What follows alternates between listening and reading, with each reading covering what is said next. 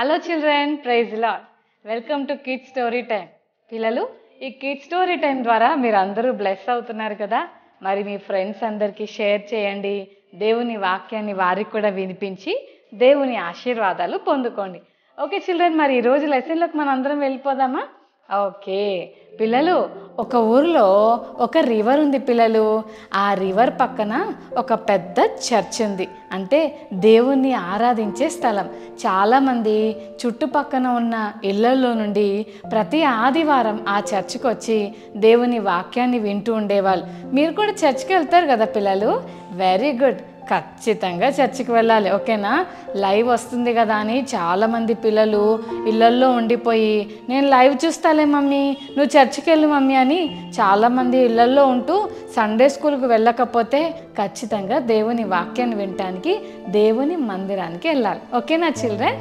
Right. ఆ చుట్టుపక్కల ఉన్న చాలామంది ఇళ్లల్లో నుండి దేవుణ్ణి ఆరాధించడానికి ఆ మందిరానికి వెళ్తుండేవారు. ఒకరోజు వాతావరణం అంతా చాలా భయంకరంగా ఉంది. అయితే ఆ భయంకరమైన వాతావరణంలో ఒక పెద్ద వర్షము ఆ ప్రాంతంలో వచ్చింది.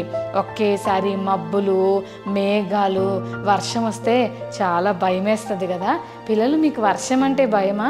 ఈ మధ్యకాలంలో వడగండ్ల వర్షం వచ్చింది కదా, పెద్ద పెద్ద ఐస్ క్యూబ్స్ అలా పైనుంచి పడిపోతుంటే చాలా భయం వేసింది కదా పిల్లలు. అయితే ఈ పెద్ద వర్షం వచ్చి చుట్టుపక్కల నది ఉందని చెప్పాను కదా, అక్కడ నుంచి వాటర్ అంతా ఇళ్లల్లోకి వచ్చేస్తూ ఉంది. అయితే చాలామంది అక్కడున్న ప్లేస్లో వాళ్ళు ఉండటం సేఫ్ కాదని ఆ వరదను తప్పించుకోవడానికి వాళ్ళు వేరే ఊర్లకు వెళ్ళిపోతూ ఉన్నారు. అయితే ఇందాక నేను మీకు ఒక మాట చెప్పాను కదా, ఆ నది పక్కన ఒక చర్చ్ ఉందని. ఒక అంకుల్, రవి అనే ఒక అంకుల్ ఏం చేశాడంటే, చర్చిలో ఎవరైనా ఉన్నారేమో వాళ్ళందరికీ చెప్పి అర్జెంటుగా మనం ఇక్కడి నుంచి వెళ్ళిపోవాలి, ఎందుకంటే వరద వచ్చే అవకాశం ఉంది, వాటర్ ఎక్కువ వచ్చేస్తున్నాయంట, మన ఊర్లోకి వచ్చేస్తాయి, మన ఇల్లులన్నీ మునిగిపోయేటట్టున్నాయి, కనుక ఎవరైనా ఉన్నారా అని అందరినీ అలర్ట్ చేస్తూ అందరికీ చెప్తున్నాడు, పదండి మనందరం ఇక్కడి నుంచి అర్జెంటుగా వెళ్ళిపోవాలని. చర్చిలోకి వెళ్ళాడు పిల్లలు, ఎవరైనా ఉన్నారేమో వాళ్ళకి చెప్దామని. వెళ్ళి చూసేసరికి అక్కడ డానియల్ అంకుల్ ప్రార్థన చేసుకుంటూ ఉన్నాడు. అప్పుడు వెంటనే ఈ రవి అంకుల్, డానియల్ పద పద, త్వరగా మనం ఇక్కడ నుంచి వెళ్ళిపోవాలి, వర్షం వచ్చేస్తుంది, చూసావా ఎంత భయంకరమైన మబ్బులు, ఎంత పెద్ద వర్షం వస్తుందో, చుట్టుపక్కల ఉన్న నీళ్ళన్నీ కూడా ఊరిలోకి వచ్చేస్తున్నాయి, మనం ఇక్కడ ఉండటం సేఫ్ కాదు డానియల్, తొందరగా నువ్వు పద మనం వెళ్ళిపోదామని అంటే, అప్పుడు డానియల్ అంకుల్ రవిని చూసి, నువ్వు చాలా పిచ్చోడిలాగా కనిపిస్తున్నావు రవి, నీకు విశ్వాసం లేదా? దేవుడు ఉన్నాడని నువ్వు నమ్మవా రవి? నేను నీలాంటి అవిశ్వాసిని కాదు, నిన్ను చాలా గొప్ప విశ్వాసిని. నేను ప్రార్థన చేస్తే దేవుడు నన్ను ఎలా రక్షిస్తాడో ఇప్పుడు కావాలంటే నువ్వు చూడు. నేనైతే ఈ చర్చిని వదిలిపెట్టే ప్రసక్తే లేదు, నువ్వు వెళ్తే నువ్వు వెళ్ళు, నేనైతే వదిలిపెట్టను, నేను ఇక్కడే ఉంటా, దేవుడు నన్ను ఎట్లా కాపాడతాడో చూడు అని చెప్పి ఆ రవి అంకుల్ని పంపించేశాడు. అంకుల్ ఎంత బతిమలాడినా డానియల్ అంకుల్ అస్సలు వెళ్ళలేదు పిల్లలు. అట్లాగే చర్చిలో ఉండి ప్రేయర్ చేసుకుంటా ఉన్నాడు. వాటర్ వచ్చేస్తున్నాయి, బ్యాగులు సదురుకొని అందరు వెళ్ళిపోతున్నారు, వాటర్ వచ్చేస్తూ ఉన్నాయి, మోకాల వరకు వచ్చాయి. ఆ మోకాల వరకు వచ్చినా కూడా డానియల్ అంకుల్, దేవా నన్ను కాపాడు, దేవా నన్ను రక్షించు అని అంటున్నాడే కానీ బయటికి వెళ్ళే ప్రయత్నమే చేయట్లేదు. కాసేపు అయ్యాక ఒక బోట్ వచ్చింది. డానియల్ గారు మీరు ఇక్కడ ఉన్నారని అక్కడ మా ఊర్లో ఉన్న వాళ్ళందరూ చెప్పారు, మీరు బయటికి రావట్లేదంట కదా, ఎందుకండి డానియల్ గారు అలా చేస్తారు, మీరు త్వరగా వచ్చేయండి బయటికి, మరి భయంకరమైన వాటర్ వచ్చేస్తుంది, ఇంకా కొంతసేపు అయితే మీరు మునిగిపోతారు, తొందరగా వచ్చేయండి, మీకోసం నేను బోట్ తీసుకొని వచ్చాను, నా బోట్ ఎక్కేయండి, కమాన్ ఫాస్ట్గా వచ్చేయండి డానియల్ గారు అని ఎంత చెప్తున్నా డానియల్ అంకుల్ అంటున్నాడు, నీ బోటు నేనేమి ఎక్కను, ఎందుకంటే నా దేవుడు చాలా పవర్ఫుల్, నేను ప్రార్థన చేస్తే నా దేవుడు లాస్ట్ మినిట్లోనైనా నన్ను రక్షించగలడు, కాబట్టి ఎల్లవయ్యా నీ బోటు తీసుకొని, పెద్ద వచ్చావు నన్ను కాపాడటానికి అని ఎంత బతిమలాడినా ఆ అంకుల్ బోట్ ఎక్కకుండా ఆయన్ని బలవంతంగా వెనక్కు పంపించేశాడు. ఆ తర్వాత వాటరు మోకాల నుంచి పైకి వచ్చేస్తున్నాయి, ఇక్కడ దాకా వచ్చేసాయి పిల్లలు. పిల్లలు. అప్పుడు మునిగిపోతాడని భయమేసి గబగబా చర్చ్ పైకి రేకుల మీదకి ఎక్కి కూర్చున్నాడు. చర్చ్ సగం మునిగిపోయింది. ఇక అంకుల్ కిందికి వెళ్తే మునిగిపోతాడు. అందుకే రేకుల మీద కూర్చొని వాటర్ అంతా వస్తుంటే, ప్రభా నన్ను కాపాడు, నువ్వెంతైనా నమ్మదగిన వాడవు, నువ్వు కాపాడు ప్రభా అని అడుగుతున్నాడు. పిల్లలు అందరు వెళ్ళిపోయారు, బోట్లు వెళ్ళిపోయాయి, మనుషులు వెళ్ళిపోయారు, ఇంకా కాపాడే వాళ్ళు ఎవరు లేరు.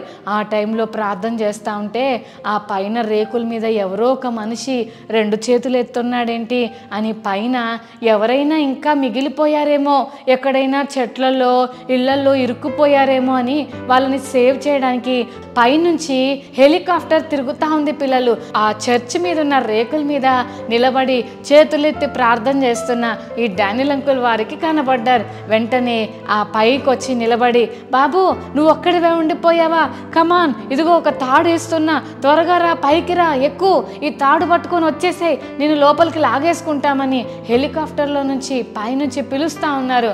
వాళ్ళని చూస్తూ అంటున్నాడు, అంత పిచ్చోడిని అనుకుంటున్నారా, బోటునే పంపించేశాను, రవి అంకుల్నే పంపించేశాను, హెలికాప్టర్ ఎక్కేస్తానని అనుకుంటున్నావా, నేనైతే ఎక్కేదే లేదు అసలు అని అనుకొని ఎంత చెప్పినా తాడిచ్చినా కూడా ఎక్కలేదు పిల్లలు. అప్పుడు ఆ హెలికాప్టర్ అంకుల్ వాళ్ళు చాలాసేపు బతిమలాడి వాళ్ళు కూడా వెళ్ళిపోయారు. చాలాసేపు అయిపోయింది, ఇంకా అంకుల్కి ఇంకా కాపాడబడే సమయమే లేకుండా అయిపోయింది. ఇక్కడ దాకా వచ్చేసాయి వాటర్, ఆ పైకి వెళ్ళాక రేకుల మీద ఇక్కడికి వచ్చాయి. అప్పుడు ఇక కొంతసేపట్లో చచ్చిపోతానేమని భయమేసి, యేసయ్యా ఎందుకు ప్రభా నా ప్రార్థన నువ్వు వినలేదు, నేను ఎంత బతిమలాడాను, నేను ఎంతసేపు బతిమలాడాను, రవి వచ్చినా నేను ఎవ్వరి మాట లెక్క చేయలేదు కదా ప్రభా, నువ్వు నన్ను కాపాడతావని విశ్వాసంతో ఎంత నమ్మాను ప్రభా నిన్ను, నువ్వెందుకు మౌనంగా ఉన్నావు, నా ప్రార్థన నువ్వు ఎందుకు వినలేదు ప్రభా అని ఏడ్చుకుంటూ దేవుడిని అడుగుతుంటే దేవుడు ఆ డానియల్ అంకుల్ దగ్గరికి వచ్చి అన్నాడు, పిచ్చోడా 3 సార్లు నీ దగ్గరకు పంపించాను, మనుషుల్ని పంపించాను, బోట్ని పంపించాను, హెలికాప్టర్ని పంపించాను, నేను ఎన్నిసార్లు ప్రయత్నం చేసినా నువ్వు నా మాట వినలేదు, అందుకే అలా మునిగిపోతున్నావంటే, అయ్యో ప్రభా నన్ను క్షమించు ప్రభా, అయ్యో నన్ను క్షమించు ప్రభా అని కేకలు వేస్తూ ఏడుస్తూ ఉన్నాడు. తప్పైపోయింది ప్రభా, నేను గుర్తుపట్టలేకపోయాను ప్రభా అని ఏడుస్తూ ఉంటే అటువైపుగా వెళ్తున్న మరొక హెలికాప్టర్ వచ్చి అంకుల్ని చూసి కాపాడటానికి తాడిచ్చినప్పుడు దాన్ని పట్టుకొని అంకుల్ పైకి ఎక్కేశాడు. భయంకరమైన ఆ వరదను తప్పించుకున్నాడు. చూశారు కదా పిల్లలు, దేవుడిచ్చిన అవకాశాలని మనం తృణీకరించకూడదు, చాలా విలువైనవిగా ఎంచుకొని వాటిని మనం ఉపయోగించుకోవాలి. రవి అంకుల్ని మొదటిగా దేవుడు పంపించాడు, కానీ రవి అంకుల్ మాట వినలేదు, బోటు ఎక్కలేదు, హెలికాప్టర్ ఎక్కలేదు. కానీ దేవుడు గద్దించాక అంకుల్ దేవుని మాటకు లోబడి తన ప్రాణాన్ని కాపాడుకున్నాడు. ఓకేనా చిల్డ్రన్? పిల్లలు, బైబిల్ గ్రంథంలో కూడా ఒక సంఘటన ఇప్పుడు నేను మీకు జ్ఞాపకం చేస్తాను. ఒకరోజు యేసయ్య ఒక రోడ్డు మీద వెళ్తా ఉన్నాడు. పిల్లలు, చాలామంది యేసయ్య చుట్టూ జన సమూహము కలిసి యేసయ్యతో వెళ్తున్నారు. వెళ్తుంటే ఒక యంగ్ అన్న, హీ వాజ్ స్ట్రాంగ్, బలంగా ఉన్నాడు, చాలా యంగ్గా ఉన్నాడు. ఈ అన్న చాలా కాస్ట్లీ బట్టలు వేసుకున్నాడు. పిల్లలు, చాలా రిచ్ పర్సన్ అనుకుంటా. ఆ రిచ్ అన్న యేసయ్య కొరకు పరిగెత్తుకుంటూ వచ్చాడు. అందరు ఆశ్చర్యపోతున్నారు, ఏంటినా ఇంత ఫాస్ట్గా పరిగెత్తుకుంటూ జీసస్ దగ్గరకు వస్తున్నాడు, వాళ్ళ ఇంట్లో ఎవరికైనా ఏమన్నా అయ్యిందా, లేకపోతే ఏంటంత అర్జెన్సీ ఏంటి అని అందరూ ఆ అన్న వైపే చూస్తుంటే ఆ అన్న గబగబా వచ్చి యేసయ్య దగ్గర నీల్ డౌన్ చేశాడు. అబ్బా, ఈయనకి ఎంత ఒబీడియన్స్ అసలు. చాలామంది ఈ రోజుల్లో చర్చిలో ఎవరన్నా సండే స్కూల్ పిల్లలే కింద కూర్చోవడానికి ఇష్టపడరు, చైర్స్లో నుంచి అస్సలు కదలరు. ఇది నా చైర్, నేనే కూర్చుంటా, ఎవరు వచ్చినా కూడా నేను లెగనని కుర్చీలను పట్టుకొని వదిలిపెట్టరు. కానీ ఇంత ధనవంతుడు ఎంత చక్కగా యేసయ్య పాదాల దగ్గర మోకాలు వేసాడు. వా వండర్ఫుల్ అని అందరూ ఆ అన్నయ్యని చూస్తున్నారు. ఇంతలో అన్నయ్య ఏమన్నాడో తెలుసా పిల్లలు? యేసయ్య, నిత్య జీవం పొందుకోవాలంటే నేనేం చేయాలయ్యా అని అడిగాడు. అసలు ఆయన అడిగిన ప్రశ్న విని చుట్టుపక్కల ఉన్న వాళ్ళందరూ కూడా, అబ్బా నువ్వు చాలా గ్రేట్, ఎంత మంచి క్వశ్చన్ అడిగావు. ఇంతకాలం జీసస్తో ఉన్నాం కానీ ఎప్పుడెప్పుడు యేసయ్య మాకేమిస్తాడా, మాకేం తిండి పెడతాడా, మాకేమి అద్భుతాలు చేస్తుంటే చూడాలా, యేసయ్య ఏమేమి ఇస్తాడా, మాకేమేం చేస్తాడా అని అడుగుతున్నాం. కానీ మేము ఎప్పుడు యేసయ్యని ఇంత మంచి క్వశ్చన్ అడగలేదు అని ఆశ్చర్యంగా చూస్తున్నారు. నిజమే కదా చెల్లి తమ్ముడు, మనలో చాలామంది ప్రేయర్ చేస్తుంటాం. ఈ ప్రేయర్లో మనం అడిగేది ఏంటి అంటే, యేసయ్య నన్ను కాపాడు, నాకు తోడుండు, నాకు మ్యాథ్స్ రాదు, నాకు హిందీ అస్సలు రాదు, సోషల్ అంతకంటే అసలుకే రాదు, నాకు హెల్ప్ చేయి ప్రభువా అని, కడుపు నొప్పి వచ్చింది బాగు చేయని, ఫీవర్ వచ్చింది తగ్గించని, డబ్బులు లేవు డబ్బులు ఇవ్వని, టాయ్స్ ఈ ప్రభువా, మంచి డ్రెస్సులు ఈ ప్రభువా, మంచి ఫ్రెండ్స్ ఈ ప్రభువా అని అన్నీ యేసయ్య మనకి ఇచ్చేవా అడుగుతాం. కానీ యేసయ్యకు మనం ఇచ్చేవేమన్నా అడుగుతున్నామా? ఆలోచన చేసుకుందాం. ఈ రోజు నుంచి మన ప్రేయర్లో ఒక కొత్త పాయింట్ యాడ్ చేయాలి. అదేంటంటే, యేసయ్య నేను నీకు ఏమి ఇవ్వాలి, నా నుంచి నువ్వేం కోరుతున్నావని మనం యేసయ్యను అడిగేవారిగా ఉండాలి. ఓకేనా చిల్డ్రన్? అయితే పిల్లలు, ఈ అన్న యేసయ్యని అద్భుతమైన క్వశ్చన్ అడిగాడు కదా, యేసయ్య పరలోకానికి రావాలంటే నాకు చాలా ఆశ ఉంది, మరి నన్ను ఏం చేయమంటావని యేసయ్యని అడిగినప్పుడు యేసయ్య ఆ అన్నయ్యని చూసి అన్నాడు, అయితే నువ్వు ఒక పని చేయి, ధర్మశాస్త్రంలో ఉన్న ఆజ్ఞలన్నీ పాటించు. నేను చెప్పాను కదా ఏమేమి చేయాలో ఏమేమి చేయకూడదో, సో నువ్వు అన్నీ కూడా ఫాలో అయిపో అని చెప్పాడు పిల్లలు. అప్పుడు ఆ అన్నయ్య అన్నాడు, నేను చిన్నప్పటి నుంచి ధర్మశాస్త్రాన్ని ఫాలో అవుతున్నాను ప్రభు అంటే అందరూ వావ్ అబ్బా ధర్మశాస్త్రాన్ని కూడా ఫాలో అవుతున్నాడని అందరూ ఆశ్చర్యపోయి ఆ అన్నను అలాగే చూస్తున్నారు. సంథింగ్ స్పెషల్ ఈయన, ఎంత గ్రేట్ కదా అని అలాగే చూస్తూ ఉంటే అప్పుడు యేసయ్య ఆ అన్నయ్య ముఖం చూశాడు. ముఖాన్ని చూస్తుంటే దేవునికి చాలా జాలేసింది. అదేంటంటే, ఒకవేళ అన్నయ్య పరిగెత్తుకొని వచ్చి ఉండొచ్చు, మోకాళ్ళు వేసి ఉండొచ్చు, మంచి క్వశ్చన్ అడిగి ఉండొచ్చు, దేవుడు చెప్పిన మాటలన్నీ చేస్తూ ఉండొచ్చు, కానీ అన్నయ్యలో ఒకటి తక్కువగా కనిపించింది. వెంటనే యేసయ్యకు జాలేసింది, చెప్పేయాలని అనిపించింది. అందుకని యేసయ్య అన్నాడు, బాబు నీకు అన్నీ ఉన్నాయి కానీ ఒకటి తక్కువ ఉంది నాన్న, ఆ ఒక్కటి నువ్వు సరి చేసుకుంటే, దాన్ని నువ్వు కరెక్ట్ చేసుకుంటే నువ్వు నా రాజ్యంలో ఉండొచ్చు అని యేసయ్య అన్నాడు. నీకున్న ఆస్తంతా అమ్మేసి పేదవాళ్ళకి ఇచ్చి నన్ను వెంబడించంటే అప్పటిదాకా పరిగెత్తుకుంటూ యేసయ్య దగ్గరకు వచ్చిన అన్నయ్య, మోకరించిన అన్నయ్య, మంచి క్వశ్చన్ అడిగిన అన్నయ్య, చిన్నప్పటి నుంచి యేసయ్య మాటలు ధర్మశాస్త్రంలో ఉన్న మాటలన్నీ వింటున్న ఆ అన్నయ్య డబ్బు దగ్గరకు వచ్చేసరికి అవసరమైతే యేసయ్యనైనా వదిలేసుకుంటాను కానీ డబ్బుని మాత్రం నేను వదులుకోనని ముఖం చిన్నబుచ్చుకొని వెళ్ళిపోతున్నాడు. అయ్యో ఎంత సాడ్ థింగ్ కదా పిల్లలు. డబ్బులు ఎప్పుడు మనతోనే ఉంటాయా? కాదు కదా. ఈ లోకంలో ఉన్నంత వరకే డబ్బులు, మనుషులు, మనకున్న బిల్డింగ్స్ కానీ, కార్స్ కానీ, ఫోన్లు కానీ, ఈ లోకంలో మన కళ్ళకు కనిపిస్తుందంతా కూడా మనం బ్రతికినంత కాలమే ఉంటాయి కానీ తర్వాత మనతో రావు కదా చిల్డ్రన్.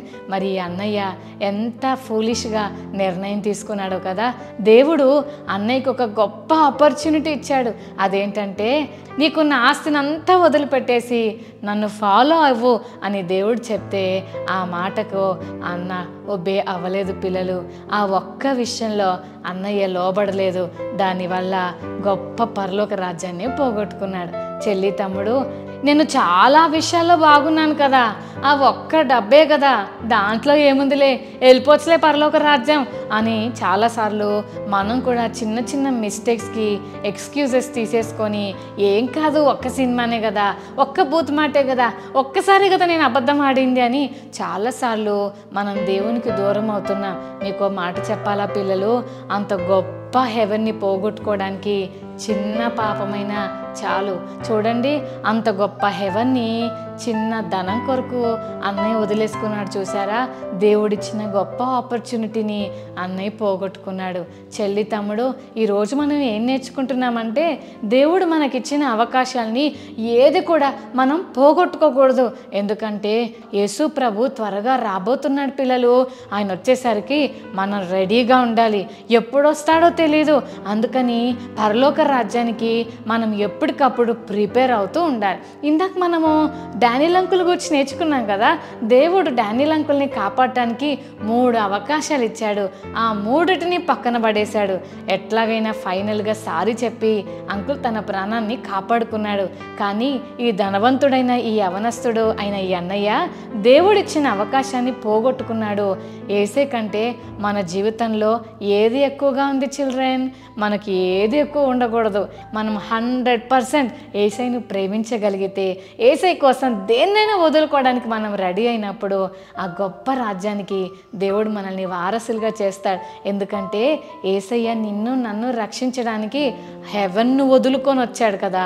అంత గొప్ప యేసయ్య కొరకు ఈ లోకంలో చిన్న చిన్నవి కూడా వదులుకోవడానికి మనము ఇష్టపడదాం. మంచి అవకాశాలను కాలదనుకోకుండా జ్ఞానంతో ప్రవర్తించే కృప కొరకు యేసయ్యను అడుగుదాం. ప్రార్థన చేసుకుందామా children?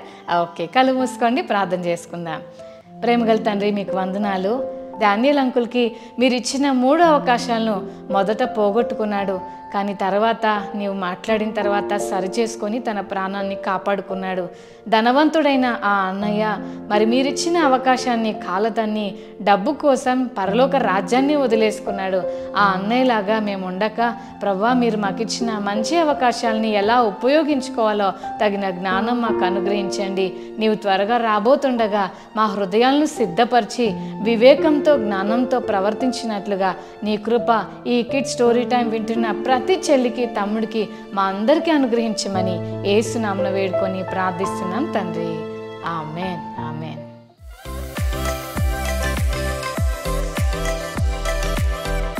Okay children, memory verse నేర్చుకుందామా? హెబ్రీ 2:3. ఇంత గొప్ప రక్షణను మనం నిర్లక్ష్యము చేసిన ఎడల ఎలాగూ తప్పించుకొందుము. మరొకసారి నేర్చుకుందామా చిల్డ్రన్? హెబ్రీ 2:3. ఇంత గొప్ప రక్షణను మనము నిర్లక్ష్యము చేసిన ఎడల ఎలాగూ తప్పించుకొందుము. Okay children, God bless you. Bye.